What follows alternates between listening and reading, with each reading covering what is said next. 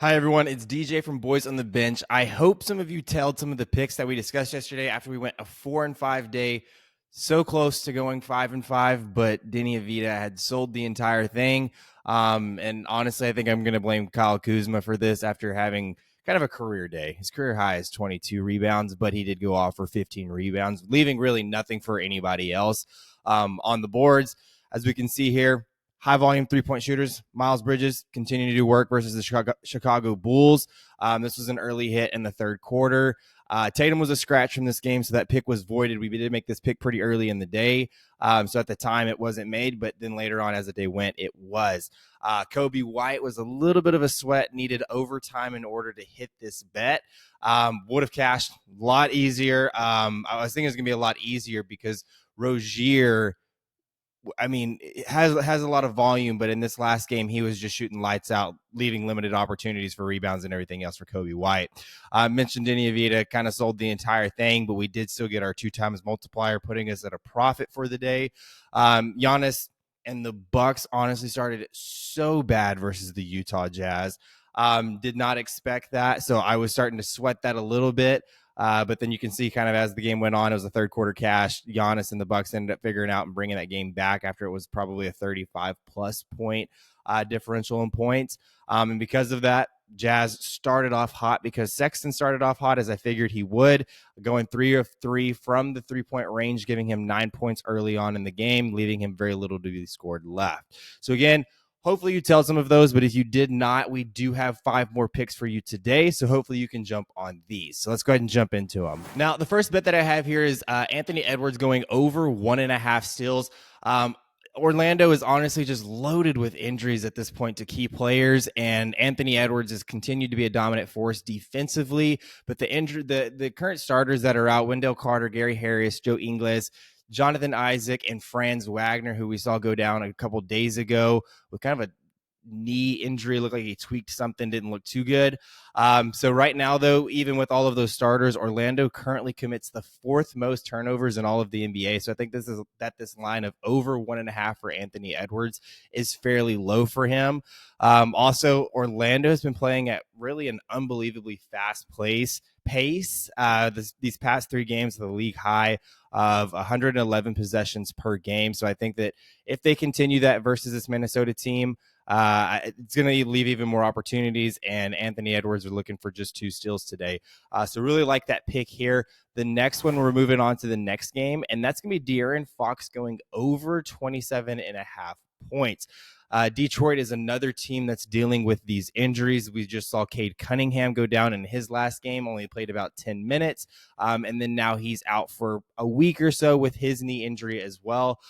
So in that game, though, where we saw Cade Cunningham go out, Jamal Murray, opposing point guard, went off, or point guard, shooting guard, whatever, went off for 37 points on 24 field goal attempts. Detroit is so bad against defending the guard position, allowing the second most points to the point guard position and fourth most points from 2-point attempts. So with that being the case, I think that De'Aaron Fox favors greatly from that. Not only one, because he is a point guard, but then he also shoots 13 2-point attempts per game. So they're giving up a lot of points where he shoots a lot of his shots. He's had a rough stretch this past couple of weeks. We can see that he really hasn't hit this line too much. But I think that really you can kind of bet your bottom dollar on anyone going over versus this Detroit Pistons team, who is quite limited. I think the only thing that stops this from going over is a blowout game. But again, Sacramento's kind of been a little sketchy here lately. So let's go ahead and move on. Staying on that same game, but other side of the ball, and that's other fellow point guard Jaden Ivy going over 15.5 points, and kind of for all of the same reasons.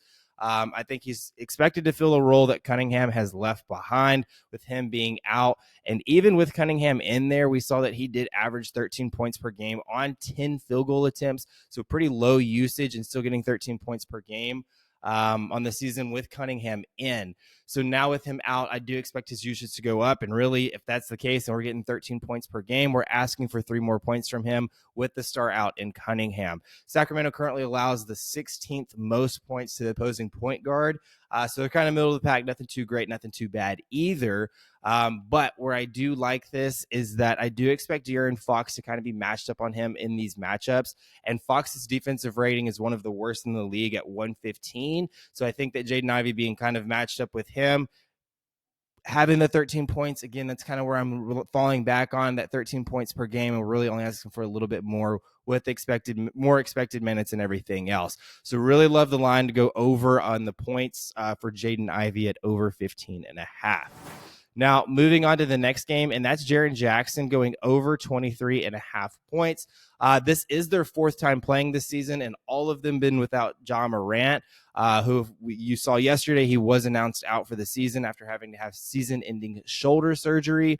But in those three prior games, Jiren Jackson scored 30, 41, and 4. Now, the game that he scored 4, he only had limited time playing 14 minutes. So that's kind of the outlier game. So I think if obviously we were to see an increase in minutes there, then we're probably looking at somewhere in the mid-20s as well in that matchup. Now, Dallas does allow the second most points to the powered forward position, and they will be missing Dereck Lively. I know Dereck Lively is a center, but he brings a big defensive presence inside the middle. So I do think that Jiren Jackson will be able to score at ease again. He's scored at ease versus Dallas in all of his previous matchups. So I think that line at 23.5 is a little bit disrespectful and honestly a little oddly low for him. So I do feel comfortable taking it 23.5, and I feel like you need to jump on this before the books do and have them bumping it up. Okay, and the last and final pick that we have here is Jaylen Brunson going over 27.5. This is a lot of overs on points here, but I really like a lot of these matchups that we're sitting in. So the Knicks just continue to dominate bad teams, and I think that they're going to do this against this bad Portland Trailblazers team who are still trying to figure out all of their woes on the season. Right now, Portland allows the 10th most points to the point guard position and 5th most points from 2-point attempts. And that's where we see Brunson taking 65% of his shots on the season. So, again, something very similar to where we saw with DeAaron Fox is they're not very great versus that point guard position, but then where they're allowing most of their points are on the inside, where DeAaron Fox and Jaylen Brunson completely take advantage of that. So he has hit this line in 4 out of his last 5 matchups.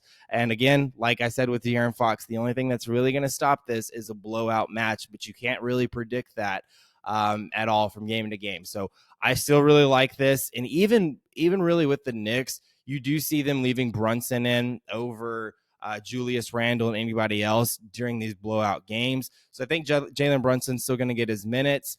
So yeah, like this going over 27.5. But guys, these are my 5 picks for today. This is a 10 times multiplier. So let me know which ones you're tailing. And don't forget to subscribe to this channel, like the comment, do whatever you can to support this small channel growing. Anyways, I will see y'all next time.